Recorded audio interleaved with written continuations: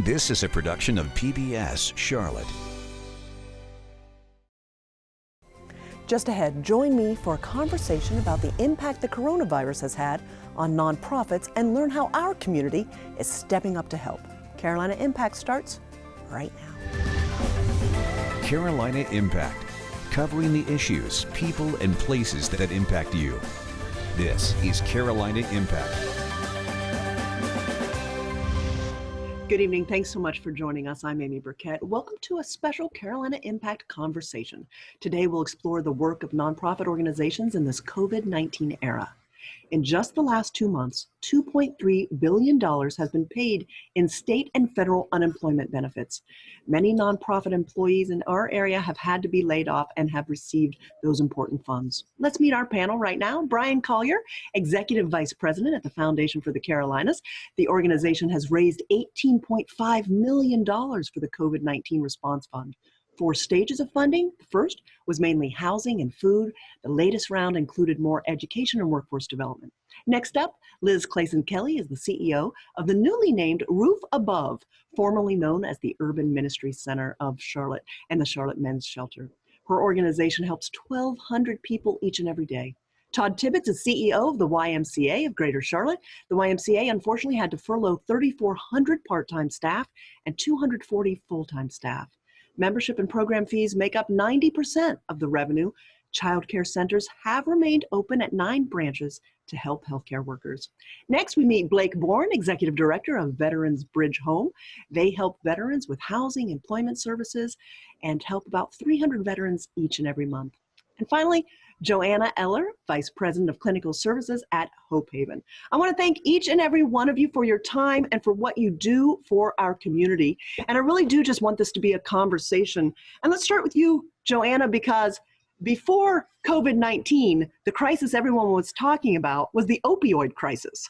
Right. So we are fighting an epidemic during a pandemic now, which has made life at Hope Haven quite difficult, and it looks totally different today than it looked before COVID-19. And Blake, the veterans in our area has been a magnet for veterans, and often sometimes those who are forgotten and haven't gotten as much attention during this crisis, but you still have a great need.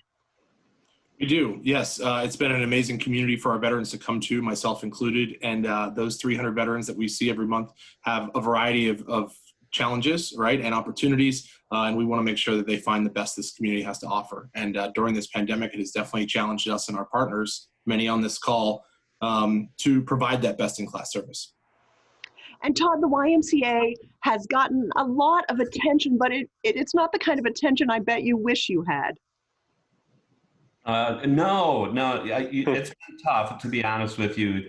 We're so dependent on quality individuals to lead our services and programs. So to have to furlough the numbers that we've had to furlough has been difficult. But on the flip side of that, the amazing work that about 200 YMCA employees has been doing over the last couple of months has been inspiring, primarily in the emergency childcare space.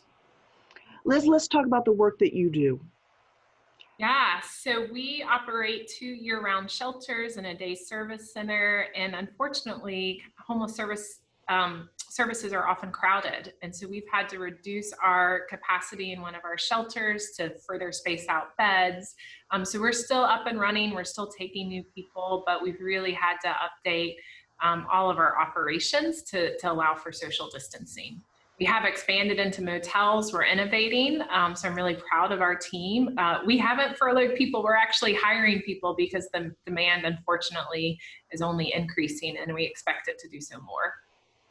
And Brian, kudos for the work that you've done to help nonprofits like those here and many more across our region.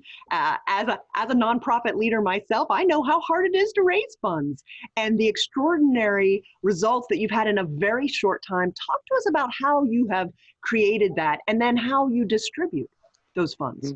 It's been, so let's set aside the crisis that caused us or led to us being able to raise this amount of money, because I would trade all of that money to go back to our state before this for anything. I hate where we are, but I am honored to be a part of a historic response by this community. I was here during the recession, and when we think about the 2009-10 timeframe, we were able to raise $6.5 million for what we called critical needs back then over about a 1.5 year period. In 2 months, we've been able to raise actually $19.1 million as of today, and been able to distribute $10.2 million of that out to the partners that you see on the screen, and obviously many, many, many others. And so it's been an honor to work with the United Way as our partner in this, and to see many of our great donors respond. I think they've understood right from the beginning the historic nature of this crisis. And one of the mantras that we've had with the fund is, we're not actually giving money to organizations, we're giving money to help individuals and families who are in dire need through the work that our important nonprofits do in this community. So it's been a great honor to be a part of that and to work hand in hand with them. So, Todd, let's talk a little bit. I think you received some of those funds. Where would you be without them? Yeah, we received actually a small amount to provide some meals, some dinners for the emergency child care workers. So so far that's been the primary funding we've received. Liz, talk to us. How about you? Yeah, so we were really fortunate to be in the first round, and we're so grateful for the leadership of the foundation and United Way. We've used them in all kinds of ways. So we've used them for our staff to be able to offer hero pay and COVID PTO for folks who are experiencing symptoms. We've brought in special cleaning for all of our shelters. We've been able to keep people in housing who have lost their jobs, and they're part of our housing program. So we have a wide variety of ways that have allowed us to keep operating and keep operating as safe as possible during this time. Where do we go from here, folks? I want to talk about what are the next steps. Yes, there have been some emergency funds that have come in, but we all have to innovate so that we can, I've always heard the phrase, if you can't fund the mission, you don't have a mission. So I know we've worked really hard to innovate, and I know you guys have as well. Who wants to share some of the ways that they've been doing innovative work? I'll share. This is Joanna from Hope Haven. So for us, one of the biggest challenges was, how do we still provide clinical services? A lot of our clinical services are done in groups or in individual counseling offices, and also with partner agencies. So for us, it was a lot of use of virtual technology. Hope Haven wasn't really set up for virtual technology, so it's something that we've struggled with and used some of the grant funding to help us with that as well. Also, the way we feed our residents has even changed. We've had to go to shifts for social distancing purposes. We also keep everyone on campus now, so we provide their snacks and all 3 meals. We've also used those funds for that. Those things will continue. I tell the residents at every meeting that we have, this isn't old life at Hope Haven, it's the new life at Hope Haven, and it will have to continue for some time. So the way we provide every service has been affected. And you've lost your revenue opportunities, several of them, because you do some entrepreneurial things throughout the community, some catering and some laundry work, and you haven't been able to continue that in this situation? Right, so our revenue has been hit pretty hard because of COVID-19. We have 4 work training programs, and 2 of those really are tied to outside contracts, our catering, the rental of our conference center, and then commercial laundry. So those 2 programs have been suspended. So we lost the revenue from that, as well as having to place those residents in the other 2 programs, cause social distancing issues. So we had to go to shifts in the other 2 work programs. Our residents are able to find some employment now, but it's not at the rate that it was before. So we are having to find different ways of getting them employed. We've also lost the revenue from the resident fees that they pay because it's taking them longer to find employment. Some of our residents that were employed, their hours have been cut back, or they're still waiting on unemployment. So life is different. Blake, let's talk about your revenue streams and how they've been impacted. Sure. So we have a spring fundraiser every year with the Panthers, and unfortunately, it's a lunch and lead with about 300 folks that come, and it's really a wonderful way for the community and veterans to come together. And we had to unfortunately cancel that this year, which is our 2nd largest fundraiser for the year. So fortunately, we're in a good place financially. We've made some tough decisions over the past few years. So that won't impact us too much right now, but we are seeing the needs increase. So looking forward, that will make a difference, that loss. But Todd, Your revenue streams have really been decimated. Talk to us. Yeah, so we entered this year with an association budget for the YMCA of Greater Charlotte of $99 million. Based on our current forecast and with the recent communication from Governor Cooper about entering phase 2 and fitness centers not being included in that, that actually is a pretty significant additional negative impact. So before that announcement, we were anticipating missing our revenues by somewhere between $30 and $33 million this year. And so it's going to be more significant now. So that is certainly the pretty negative side to this. However, our team has been able to pivot. We've been talking a lot as an organization about fast and nimble and responding. So through that, we've really focused on 3 primary things. Number 1 is preserving our cash position to the best of our ability to make sure the YMCA is here for another 150 years. You know, we've been a legacy institution transforming lives and community for many years, and we need to preserve our cash position. We have currently burned through about half of our cash reserves. So this is a significant position for us to find ourselves in. However, we're also at the same time committed to meeting community needs to the best of our ability within that current position. That's where we've stepped up with the emergency child care, our Camp Thunderbird, working with Charlotte Rescue Mission, offering virtual programming, virtual preschool, virtual group exercise programming. We're prepared to launch this summer, if we can get the funding, of virtual Y Readers, our 3rd grade literacy initiative. And we're also in the process, the YMCA will look different coming out of this. And that can be a positive thing as we look to retool the organization. We are looking at creating youth and teen opportunity centers at some of our YMCAs that we're just not going to be able to afford the full services we provided historically. And also, we want to take an even more aggressive position on health disparities and create health equity centers. So as we come out of this, the YMCA is planning to retool how we serve community. And finally, we are committed to taking care of our team. And that's been tough as we've furloughed so many team members, but the community has stepped up, and we have created an employee staff relief fund that has raised about $625,000 to take care of those furloughed employees at our YMCA. Congratulations on that. Liz, we want to talk. I have a hard time using your new name, Roof Above. It's brand new, but you're working with some of our most at-risk, disadvantaged people in the community. So your revenue stream was a little different to begin with. Talk to us about how things have happened. So we've been fortunate. The community has been so generous to support our work. What we're really facing are increased expenses as we look. I think I'm like others that when we started, we were thinking this would be a matter of weeks, and now we're measuring in months and even years. And so as we look towards winter time, as we look towards economic turmoil, we know we're going to have increased numbers. And what we've typically done is we put mats on floors, we crowd people in, and we're not going to be able to crowd people. So we are having to look at opening additional sites. We just opened a temporary shelter site through the end of this year. We converted an old dormitory into shelter for men who are working on their way out of homelessness. And so we anticipate we'll have to look for additional sites. So we're anticipating pretty significant increased expenses as we try to meet the needs that we anticipate will be coming in terms of homelessness. Was there concern, Liz, with the situation of everyone was worried about catching COVID-19, that people were staying more out on the streets because they were afraid to come into confined situations? Yeah, so if you look across the nation where there's been greater access to testing, there have been multiple cities that have done comprehensive testing among their homeless communities.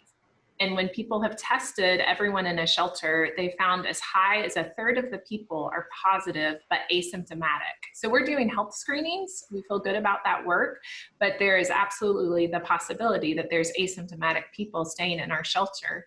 And because it's congregate, people share bathrooms, even though we've social distance beds, shelters are a place where COVID-19 can spread. So what we're seeing is more people are choosing to be outside, to some extent, if you're experiencing homelessness, that could be a rational choice. I put myself in their shoes and I say, what would I choose? And so we know that being outside does provide a safety component. We've actually been giving out tents for people who are opting to sleep outside because tents provide an extra barrier. But we're also working with the county and city to expand, for example, motel spaces. We have multiple motels that at least a portion of the rooms are being used to shelter people experiencing homelessness in very safe, individualized ways. The folks who have, severe asthma, folks who are older, we're really working to get them out of the shelters, off the street, and into a safer environment. Brian, talk to us as a leader in the community, and your organization's seen as doing so much good throughout the region, and that your donors, your investors come alongside to do good for the region as well. What is the next step?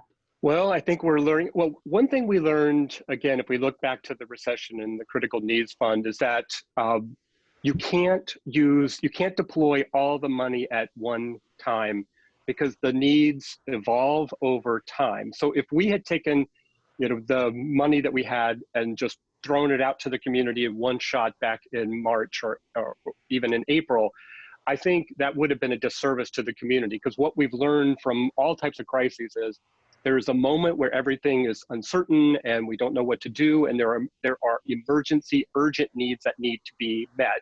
And that's what we tried to do with the first round of grants. But then things evolve as we start to learn how organizations adapt, what are the needs of the individuals out in the community, how did they respond to certain needs? Because I think one of the things that you learn is even things like food delivery. You can go and take it to a place, but that does not mean that is where people get to. That does not mean that people who are undocumented automatically might go and partake of it that way. So one of the things that we've had to learn is how do people want us to come meet them with some of the services that are provided. And as a funder, one lesson that I've learned just over the last 2 months is I've had to trust the community, perhaps even more than I've ever done when it comes to in the past, foundations typically fund large organizations, maybe mid-sized organizations. But now what we've looked to is how do we fund large organizations, mid-sized, but then also how do we look more to grassroots organizations who are filling a gap, who might be the ones who go knock on doors. Some of our larger institutions, like a Y or others, haven't been able to even be open because of restrictions and issues like that. But there are people out there who are providing services day to day. So we've had to say, okay, we're going to come back and we're really going to fund the Y in a big way, or other entities in other ways. But right now, maybe the most effective way to deliver a service is through a smaller grassroots organization. So that is a phase that we've gone through now. And I think what we're starting to look at now is how do you have two paths? One where you have a competitive program where people apply to you to tell you what they need to do and how they're going to do it. But then also, how do we become more proactive to meet some of the needs that we think might go unmet in the future? Right now, we're looking at summer programs, food programs, the mental health issues that I think people, adults and children, are going to face as a result. I mean, we had huge issues before the crisis. They've only been exacerbated by what's happened over the last couple of months. We're looking at those. Certainly, one of the big challenges that we're going to have as a community is what happens when evictions begin again, or when people who haven't been able to pay their utilities start to get those bills. So I think that's another path that we're looking at. And then I think one thing that we'll start to transition to at another point in time is how do you use this time period to ensure that nonprofits can become more effective in the way that they deliver services? Because that's the way that we did back in the recession. You meet the urgent needs, you start to meet the transitional needs, and then you start to look at, all right, what could we do better as a sector in the future, and how might funds help with organizations as they attempt to do that? And that's what they say, innovation that comes out of a crisis. Necessity can be the greatest invention. And while none of us has a crystal ball, and I do think so many people estimated it'll just be a few weeks. And as someone said, it's been months, and we see the long range ramifications starting to show themselves. What are your best lessons that you've learned? And anyone who wants to jump in first, please do so. Well, I want to jump in because I want to just build on what Brian said. So I did this work during the recession, 2008, 2009, and that felt, in my memory at least, almost instantaneous, the increased demand. This has been like a recession in slow motion, and it's because we did things on a systematic level. Who knew that we could halt all evictions, that we could halt utilities being cut off? What that has meant for us on the front lines is we're getting to prepare for what we know is coming, but it hasn't hit us instantaneously. And so I look at some of these structural things that we have done in a homeless services space. It's about utilizing motels, right? How we've, we're looking differently at housing now. I think so much when I think about the folks we serve, sometimes there's a poverty of dreams. But now I've been looking at myself and saying, have we dreamt big enough dreams for our work? And this is really, we see what's possible when we all come together. And so really challenging to say, what does the future look like? Because there have been some amazing protective measures that have been taken during these last couple of months. I agree with Liz completely. It has made us look at every part of our processes and find ways of doing things differently. And it's innovated it and made it easier for people to still get into Hope Haven. We have continued to accept new admits when many others did not, because we were able to say, okay, is this truly a requirement, or is it something that we can get at a later point?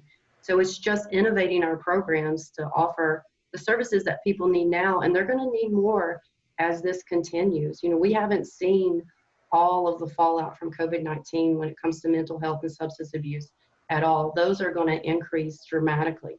Well, first of all, I know that we're mostly recognized for the work that we do in the community, but I do want to recognize the Foundation's team and how we have been able to adapt. Just as an example, in the last 2 months, the Foundation has distributed over 60,000 grants out into across the country, the majority of which often go here in the Charlotte metro area, but all across the country. We've recently had a fund that was set up to help frontline workers, especially in the healthcare sector, who have been impacted by the COVID virus. So in one way, we have had to innovate as a foundation because we've had to work remotely and still be able to process at the volume that we're doing. So that has been something that we had continuity plans, but those were always just kind of what ifs. I was just saying, but how could you plan for this? I don't know anyone who had a continuity plan that said, if we're all locked into our homes, this is what we'll do. Right. I mean, January 1, if you had asked me to list my top 10 concerns, if you'd asked me to list my top 1,000 concerns, I don't know that I would have put this one on there. A complete breakdown in healthcare, a complete breakdown in education. Think about kids who will be without a structure for probably at least 6 months in terms of an academic structure. I mean, no one, even during the recession, kids still had a place to go. They still had shelters that could, all the shelters really had to do back then was flex to be able to take in more people, not be able to socially distance them, put them in hotels. I think the last thing that I'll just mention, because I could go through 100 lessons that we've learned just in the short period of time, is I think we also learned about a invisible group of people in our community. We knew about homeless. We knew about those who were, under 30% AMI, and we were trying to figure out how to house them. We knew about the affordable housing crisis. What I didn't understand was the huge numbers of people who were using hotels as sort of their permanent residence. And when the crisis hit, there was no place, because they weren't really using services. They were just kind of the invisible group of people that suddenly had this huge need that we had to try to step forward as a community and meet. And we haven't done that perfectly by any stretch of the imagination, but I am proud that our community has tried to find ways to keep people in shelters, to keep people in affordable housing, but then also look at where are people being housed that we didn't know about before, and we need to protect them as well. Time's passing quickly, and I want to give Todd a chance to kind of see what's your next step of concerns or how you're planning for this next phase. Yeah, so we have completely looked at retooling the YMCA, and that is actually a really positive thing. There's an opportunity here to be flatter, to be more nimble, and as we respond to community needs. I've mentioned this vision of using some of our bricks and mortar and our position in community to create opportunity centers and to create health equity centers. That is a major focus for us. Something else that I'm very quick to say when asked, when is the Y going to reopen? The YMCA has not closed. We have not closed. We pivoted. We pivoted to meet the needs at 9 centers, as you said, to meet critical childcare needs. So the YMCA is more than a gym and a swim. So that is a message that this has given us an opportunity to highlight and spotlight. The YMCA is so much more than our fitness centers and our pools. And we're committed to continue to lift up that work in even a more creative and collaborative way.